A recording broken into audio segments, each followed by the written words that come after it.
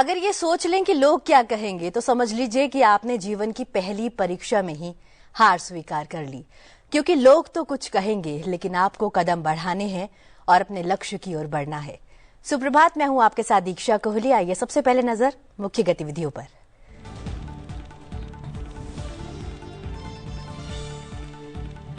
लोकसभा में जी राम जी विधेयक पर चर्चा पूरी। ग्रामीण विकास मंत्री शिवराज सिंह चौहान देंगे जवाब। ग्रामीण विकास से जुड़े प्रावधानों पर सरकार का पक्ष आएगा सामने।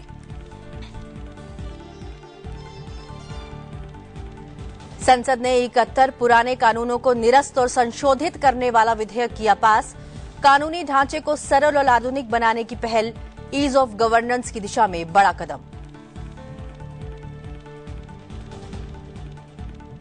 बीमा सेक्टर में सुधारों को नई रफ्तार। संसद ने बीमा क्षेत्र में 100% एफडीआई की अनुमति दी। निवेश और प्रतिस्पर्धा को मिलेगा बढ़ावा। 3 देशों की यात्रा के अंतिम चरण में प्रधानमंत्री नरेंद्र मोदी ओमान पहुंचे।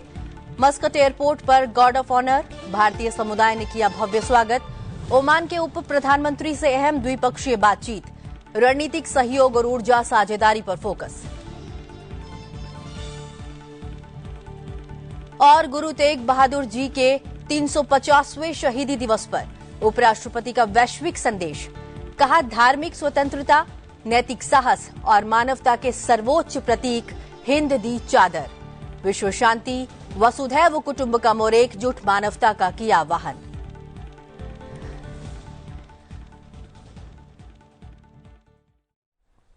संसद के शीतकालीन सत्र के तीसरे और आखिरी सप्ताह का आज चौथा दिन है। आइए नजर डालते हैं दोनों सदनों में आज के सूचीबद्ध कार्यों के बारे में। लोकसभा में आज ग्रामीण विकास मंत्री शिवराज सिंह चौहान विकसित भारत रोजगार और आजीविका के लिए गारंटी मिशन ग्रामीण वीबीजी रामजी विकसित भारत जी रामजी विधेयक 2025 पर हुई चर्चा का जवाब देंगे और इसे पारित किए जाने के लिए प्रस्तावित करेंगे। देर रात तक चली लोकसभा में इस बिल पर सभी दलों के 98 सदस्यों ने अपने विचार रखे। इसके अलावा दिल्ली में वायु प्रदूषण का मामला भी आज लोकसभा में उठाया जाएगा। नियम 193 के तहत राष्ट्रीय राजधानी क्षेत्र में वायु प्रदूषण से जुड़े मुद्दे पर चर्चा की जाएगी। संसद का नियम 193 अविलंबनीय लोक महत्व के मामलों पर चर्चा की अनुमति देता है, जिसमें कोई औपचारिक प्रस्ताव नहीं होता और इसलिए चर्चा के बाद मतदान नहीं होता, जिससे सदस्यों को तुरंत महत्वपूर्ण मुद्दों पर अपनी चिंता व्यक्त करने का मौका मिलता है। इसमें केवल सूचित सदस्यों को बोलने की अनुमति होती है और अंत में संबंधित मंत्री संक्षिप्त जवाब देते हैं। अब बात राज्यसभा की। राज्यसभा में परमाणु ऊर्जा विभाग में राज्य मंत्री डॉक्टर जितेंद्र सिंह भारत के रूपांतरण के लिए नाभिकीय ऊर्जा का संधारणीय दोहन और अभिवर्धन विधेयक 2025 को लोकसभा से पारित रूप में विचार तथा पारित किए जाने के लिए प्रस्तावित करेंगे।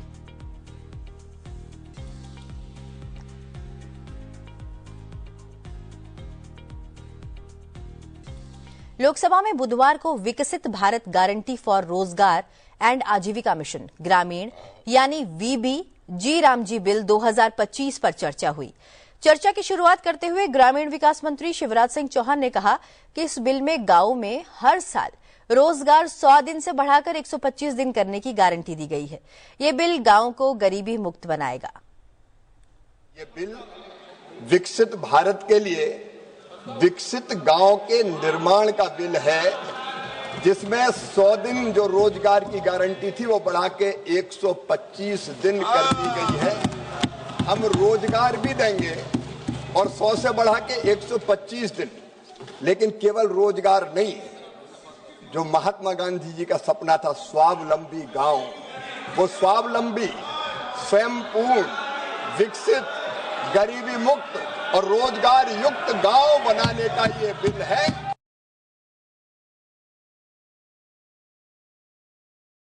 सदस्यों ने अपना पक्ष रखा। रात 1:35 पर चर्चा पूरी हुई और वहीं सदन की कार्यवाही सुबह 11 बजे तक के लिए स्थगित कर दी गई। सदस्यगण, आज 98 माननीय सदस्यों का सभी दल के मान्य सदस्यों के विचार इस महत्वपूर्ण विधेयक पर आए। मुझे आशा है कल सभी मान्य सदस्य, मान्य मंत्री महोदय का जो भी आपने विचार व्यक्त किए उसका उत्तर देंगे। सभा की कार्रवाई आज गुरुवार दिनांक 18 दिसंबर 2025 को प्राप्त 11 बजे तक के लिए स्थगित की जाती है। बुधवार शाम 5:40 पर शुरू हुई इस चर्चा में 98 सदस्यों ने हिस्सा लिया। चर्चा के लिए 4 घंटे का समय तय किया गया था, लेकिन यह चर्चा लोकसभा अध्यक्ष ओम बिरला की उपस्थिति में लगभग 9 घंटे चली। गुरुवार रात 1:35 पर चर्चा पूरी होने के बाद सदन को स्थगित किया गया। ग्रामीण विकास मंत्री शिवराज सिंह चौहान आज चर्चा का जवाब देंगे।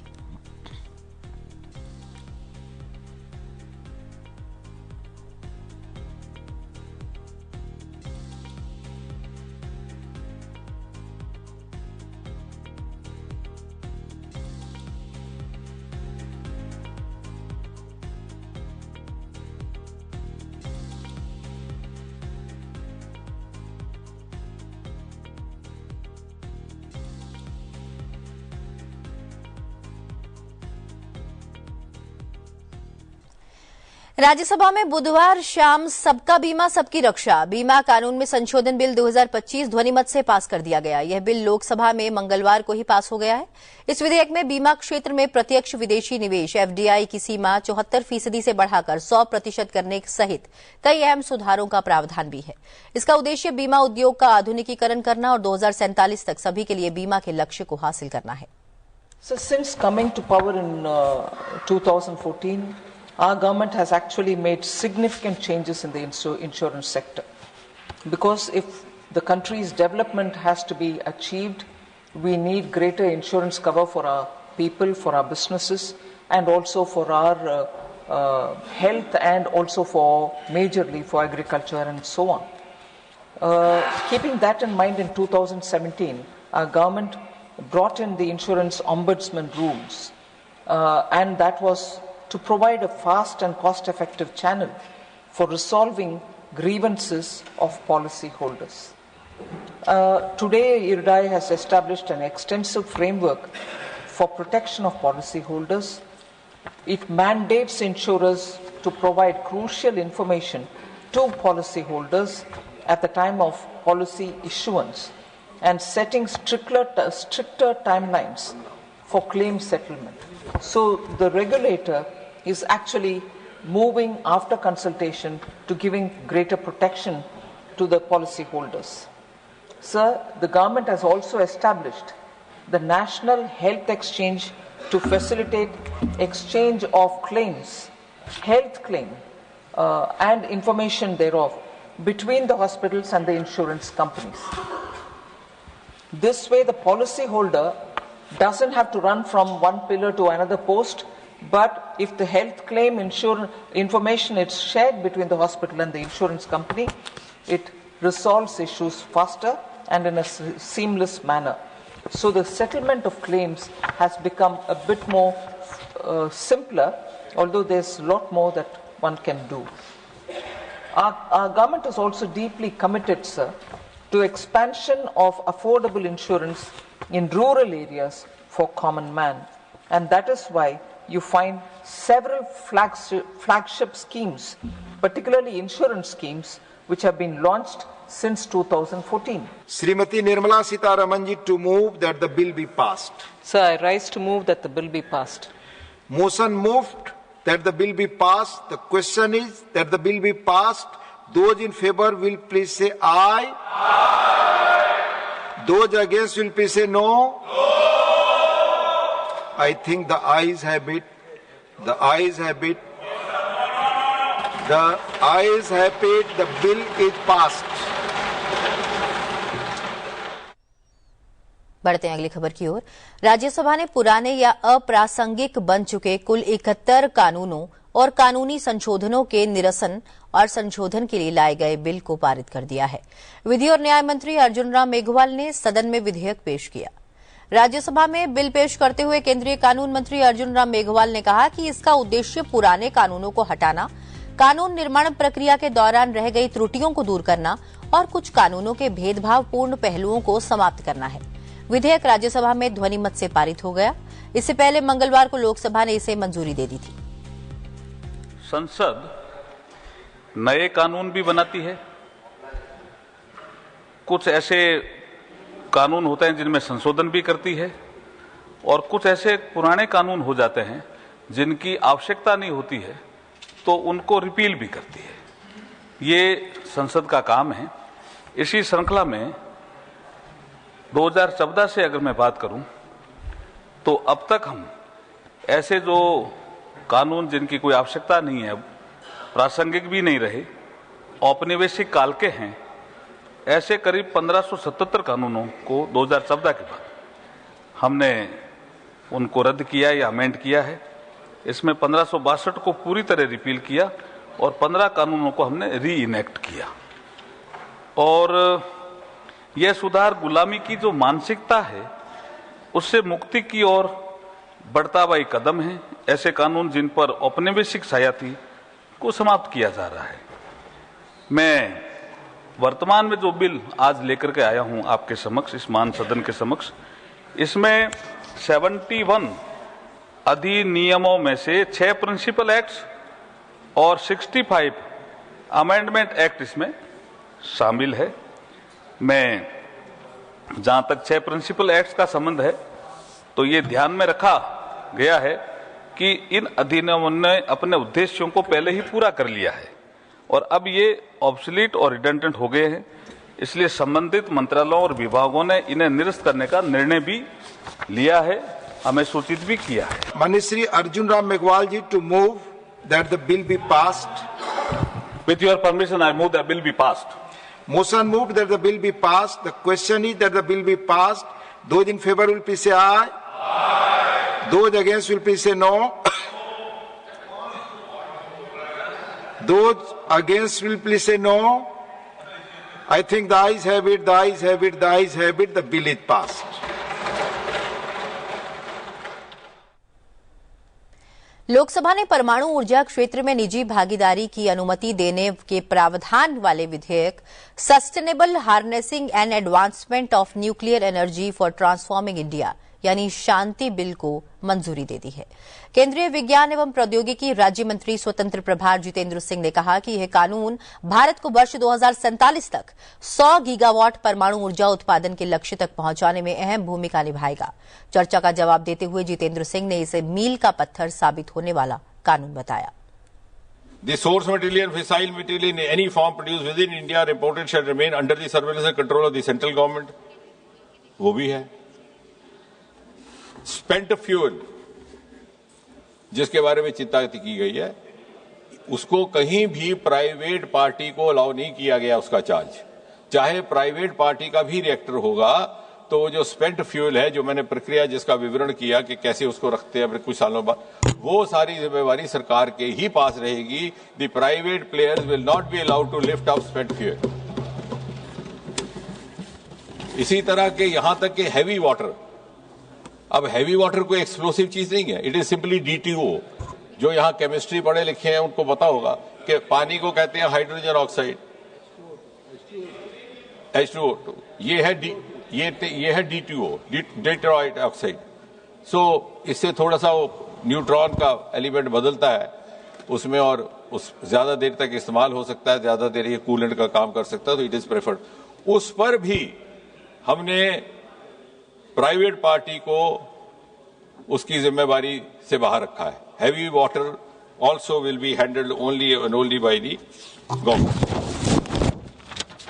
अब क्योंकि इसलिए कि कहीं उसका कोई गलत मिसयूज करने का प्रयास ना करे।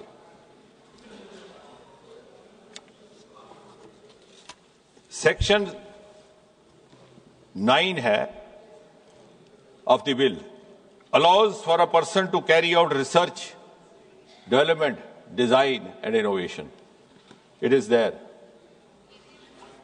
And section 7 of chapter 2, grant of license for central government, rejection for security safety reasons, same security reasons which were there in the 1962 bill brought by the then government. We are not changing it. So I don't know why it is being objected to, because it has been lost sight that it is their bill. We have just added on or made some suitable provisions which are relevant to the contemporary times. बढ़ते हैं अगली खबर की ओर। 3 देशों की राजकीय यात्रा के आखिरी चरण में बुधवार को प्रधानमंत्री नरेंद्र मोदी ओमान पहुंचे। मस्कट अंतर्राष्ट्रीय हवाई अड्डे पर उनका स्वागत ओमान के रक्षा मामलों के उप प्रधानमंत्री सैयद शिहाब बिन तारिक अल सैयद ने किया।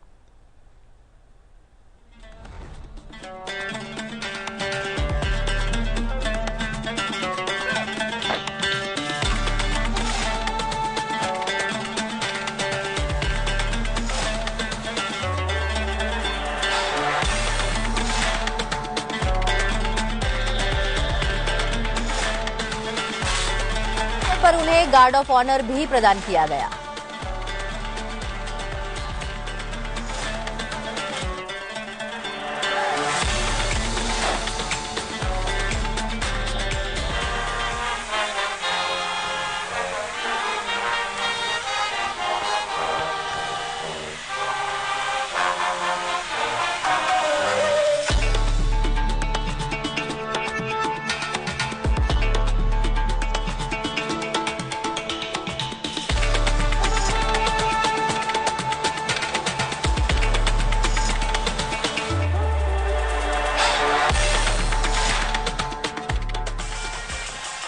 प्रधानमंत्री नरेंद्र मोदी का ओमान में भारतीय समुदाय ने जोरदार और उत्साहपूर्ण स्वागत किया।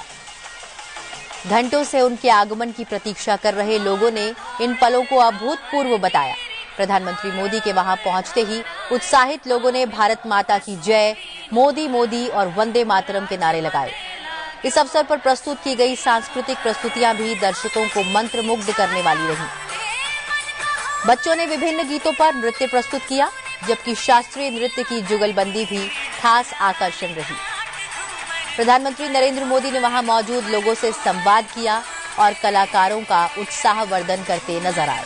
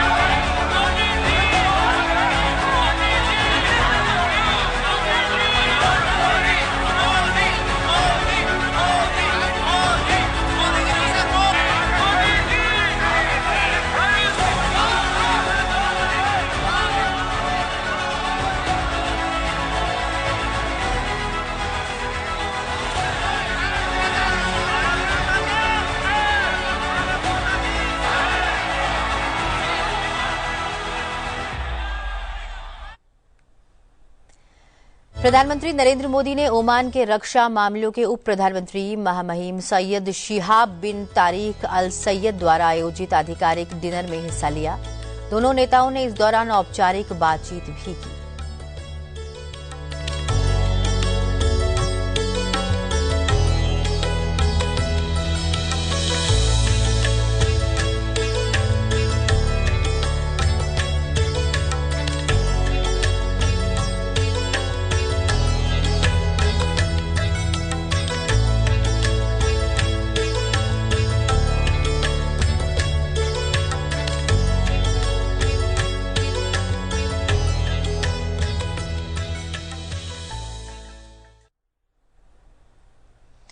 उपराष्ट्रपति सीपी राधाकृष्णन ने नई दिल्ली में आयोजित अंतर धार्मिक सम्मेलन में 350वीं पुण्यतिथि पर गुरु तेग बहादुर जी को श्रद्धांजलि अर्पित की।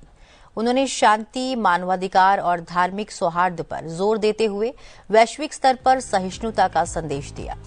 अंतरधार्मिक सम्मेलन को संबोधित करते हुए उपराष्ट्रपति ने कहा कि इस अवसर पर उपस्थित होना उनके लिए अत्यंत गर्व का विषय है। उन्होंने इसे केवल एक स्थानीय या राष्ट्रीय कार्यक्रम नहीं, बल्कि एक वैश्विक संदेश के रूप में प्रस्तुत किया, जो मानवता को जोड़ने, हिंसा और असहिष्णुता के खिलाफ खड़े होने तथा धार्मिक सद्भाव बनाए रखने का आह्वान करता है।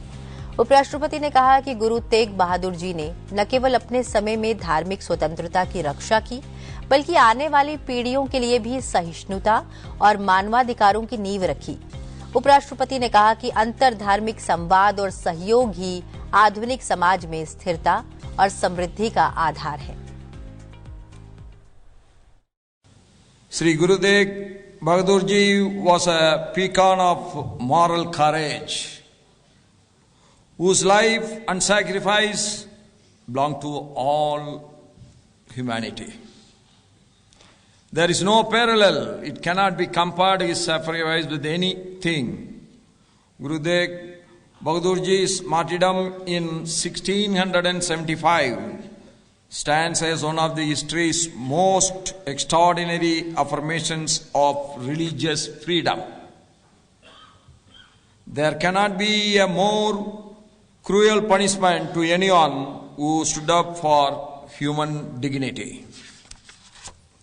He gave his life not for political power, nor for the supremacy of one belief over the other, but to defend the right of individuals to live and worship according to their conscience. At a time of great intolerance, he stood as a shield for the persecuted. Guru Tegh Bahadur Ji taught us that courage guided by compassion can transform societies, and that silence in the face of injustice is incompatible with true faith. और अपनी 3 देशों की राजकीय यात्रा के दूसरे चरण में प्रधानमंत्री नरेंद्र मोदी ने इथियोपिया का दौरा किया था। इस दौरान दोनों देशों ने ग्लोबल साउथ, शांति, लोकतंत्र और समावेशी विकास के प्रति अपनी साझा प्रतिबद्धता पर जोर दिया। चलते चलते आपको दिखाते हैं प्रधानमंत्री की इथियोपिया की यात्रा की कुछ झलकियां। फिलहाल मुझे दीजिए इजाजत, आप बने रहिए सनसेट टीवी के साथ। नमस्कार।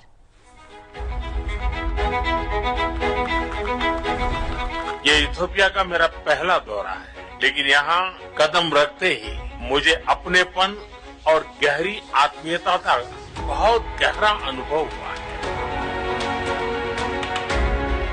भारत और इथियोपिया के बीच हजारों वर्षों से निरंतर संपर्क, संवाद और आदान प्रदान होता रहा है। अनेक भाषाओं और समृद्ध परंपराओं से संपन्न हमारे दोनों देश विविधता में एकता का प्रतीक है।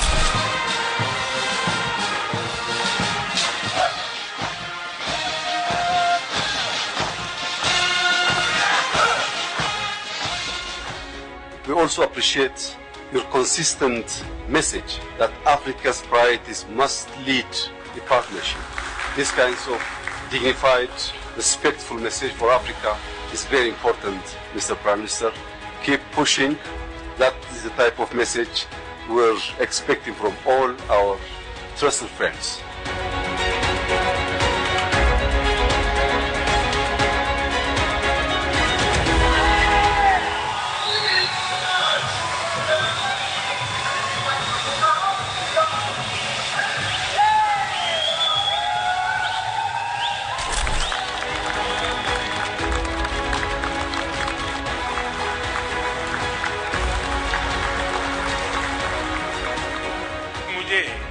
ग्रेट ऑनर निशान ऑफ इथियोपिया के रूप में इस देश का सर्वोच्च सम्मान प्रदान किया गया।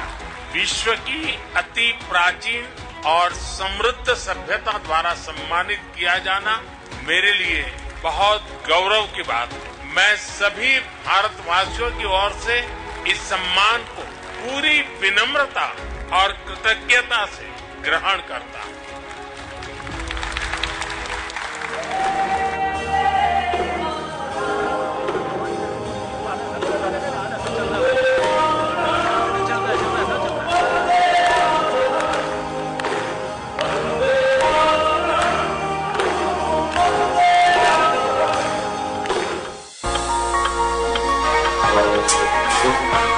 I had the honor to lay a wreath at the Adwa Victory Monument. This monument is a timeless reminder of how Ethiopia's victory inspired the entire colonized world in its quest for dignity and freedom.